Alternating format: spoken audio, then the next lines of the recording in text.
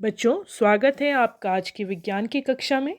मैं हूं पायल, आपके विज्ञान गुरु, और आज आप मेरे साथ कुछ रोचक जानकारी हासिल करेंगे। प्यारे बच्चों, अभी तक हम जनन की विधियों के बारे में जान चुके हैं।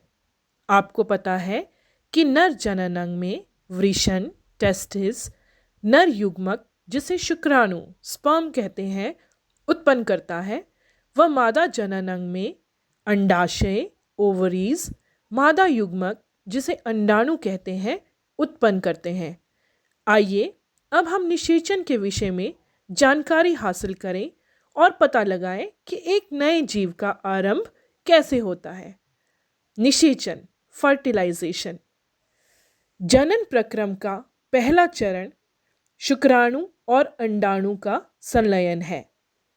The first step in the process of reproduction is the fusion of a sperm and a ovum. जब शुक्राणु स्पर्म्स अंडाणु एग्स के संपर्क में आते हैं तो इनमें से एक शुक्राणु means one of the sperms अंडाणु के साथ संलयित हो जाता है। शुक्राणु और अंडाणु का यह संलयन निषेचन कहलाता है। Fusion of the egg and the sperm is called fertilisation. निषेचन के समय शुक्राणु और अंडाणु संलयित होकर एक हो जाते हैं। During fertilisation the nuclei of the sperm and the egg fuse to form a single nucleus. जबकि शुक्राणु और अंडाणु एकल कोशिका है, लेकिन निषेचन प्रक्रम में संलयन होने के कारण इनका केंद्रक एक हो जाता है और इस संलयन से युग्मनज का निर्माण होता है। This results in the formation of a fertilised egg और जाइगोट। तो बच्चों, आपको ये ध्यान रखना है कि एक युग्मनज में पाए जाने वाले केंद्रकों की संख्या केवल एक होती है। The number of nuclei present in a zygote is only 1। तो बच्चों, क्या आपको पता था कि युग्मनज नए जीव का प्रारंभ है? Zygote is the beginning of a new individual. निषेचन के प्रक्रम में स्त्री मां के अंडाणु और नर पिता के शुक्राणु का संयोजन होता है। The process of fertilisation is the meeting of an egg cell from the mother and a sperm cell from the father. इसलिए नए जीव में कुछ लक्षण अपनी माता से तथा कुछ लक्षण अपने पिता से वंशानुगत होते हैं। बच्चों, यदि घर में आप अपने भाई बहन को देखेंगे तो पाएंगे कि उनमें कुछ लक्षण आपके पिता के हैं और कुछ लक्षण आपकी माता के हैं। तो बच्चों, आपको पता चला ना कि क्यों आप कुछ कुछ अपने पिता की तरह दिखते हैं और कुछ कुछ अपनी माता की तरह दिखते हैं। मुझे उम्मीद है आप सब निषेचन के प्रक्रम को अच्छी तरह समझ चुके हैं। बच्चों, निषेचन प्रक्रम दो तरह का होता है, आंतरिक निषेचन इंटरनल फर्टिलाइजेशन और बाह्य निषेचन एक्सटर्नल फर्टिलाइजेशन। आइए अब आंतरिक निषेचन इंटरनल फर्टिलाइजेशन के विषय में विस्तार से जानकारी प्राप्त करें। आंतरिक निषेचन का मतलब है वह निषेचन जो मादा के शरीर के अंदर होता है।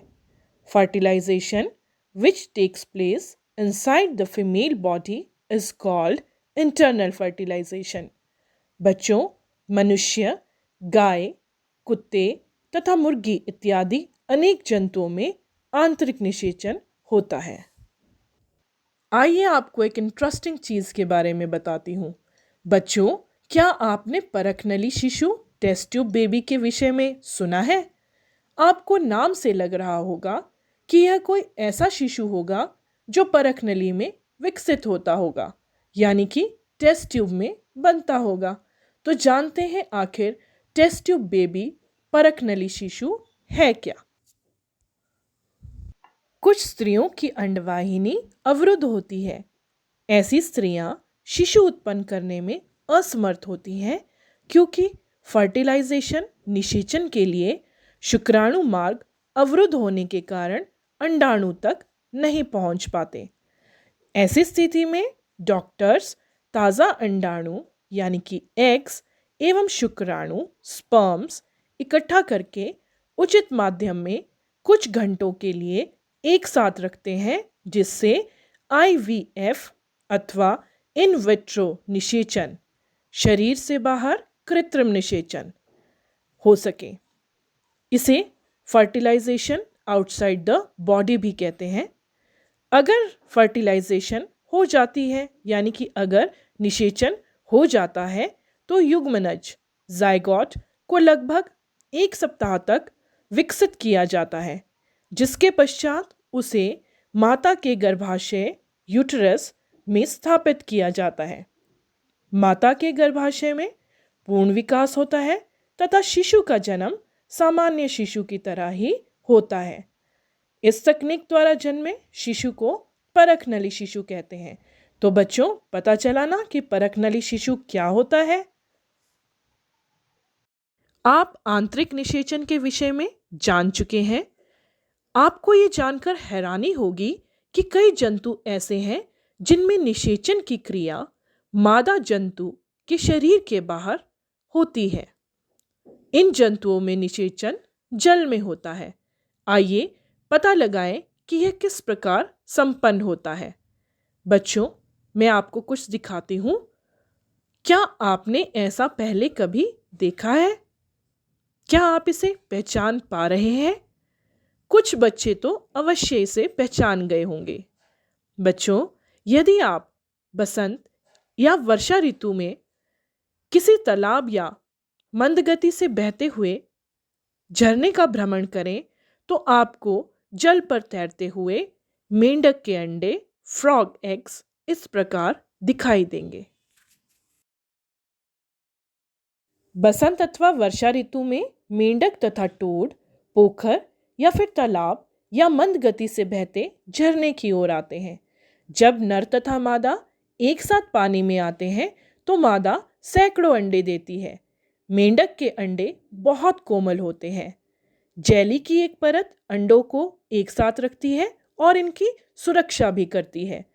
मादा जैसे ही अंडे देती है, नर उस पर शुक्राणु छोड़ देता है। प्रत्येक शुक्राणु अपनी लंबी पूंछ की सहायता से जल में इधर उधर तैरते रहते हैं। शुक्राणु अंड कोशिका के संपर्क में आते हैं, जिसके फलस्वरूप निषेचन होता है। तो बच्चों, इस प्रकार का निषेचन, जिसमें नर एवं मादा युग्मक का संलयन मादा के शरीर के बाहर होता है, बाह्य निषेचन यानी कि एक्सटर्नल फर्टिलाइजेशन कहलाता है। The fertilisation in which the fusion of a male and a female gamete takes place outside the body of the female is called external fertilization. बच्चों, मछली में भी हमें इसी प्रकार का निषेचन देखने को मिलता है। बच्चों, क्या आपके मन में प्रश्न उठता है कि मछली और मेंढक एक साथ सैकड़ों अंडे क्यों देते हैं, जबकि मुर्गी एक समय में केवल एक अंडा ही देती है? Why do fish and frogs lay eggs in hundreds, whereas a hen lays only one egg at a time? आइए इसका उत्तर जानने की कोशिश करते हैं। बच्चों, आपको पता है कि ये जंतु सैकड़ों अंडे देते हैं और लाखों शुक्राणु निर्मोचित करते हैं, लेकिन फिर भी सभी अंडों का निषेचन नहीं होता और एक नया जीव नहीं बन पाता। इसका क्या कारण है? इसका कारण यह है कि अंडे एवं शुक्राणु निरंतर जल की गति, वायु एवं वर्षा से प्रभावित होते रहते हैं और तालाब में ऐसे दूसरे जंतु भी होते हैं जो इन अंडों का भोजन करते हैं। This is because the eggs and sperms get exposed to water movement, wind and rainfall, and also there are other animals in the pond which may feed on eggs. इसलिए अंड कोशिकाओं एवं शुक्राणुओं का बड़ी संख्या में उत्पन्न होना आवश्यक है, ताकि उनमें से कुछ में फर्टिलाइजेशन निषेचन सुनिश्चित किया जा सके।